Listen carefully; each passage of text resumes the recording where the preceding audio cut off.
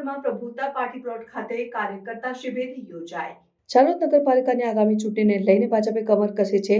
પ્રભુતા party plot ખાતે યોજાયેલ વિશેષ કાર્યકર્તા શિબિરમાં ગુજરાત ભાજપના ઉપાધ્યક્ષ ગોરધન ઝડફિયાએ કાર્યકર્તાઓને મહત્વપૂર્ણ માર્ગદર્શન આપ્યું હતું। ધારાસભ્ય મહેશ ભુરિયાની અધ્યક્ષતામાં યોજાયેલ આ શિબિરમાં જાણવા મળ્યું કે ઝાલોદ નગરમાં 24,000થી વધુ મતદારો છે, જેમાં મહિલા મતદારોની સંખ્યા વધારે છે। ભાજપ 27 બેઠકો પર ચૂંટણી લડશે અને પૂર્ણ બહુમતીથી જીત મેળવવાનો વિશ્વાસ વ્યક્ત કરાયો।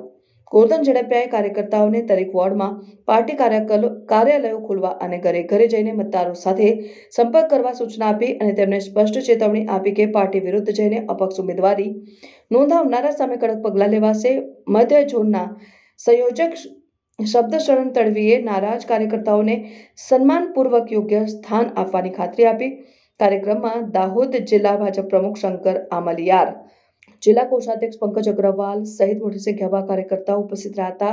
કાર્યક્રમના અંતે જિલ્લા મહામંત્રી નરેન્દ્ર સોનીએ આભાર વિધિ કરી।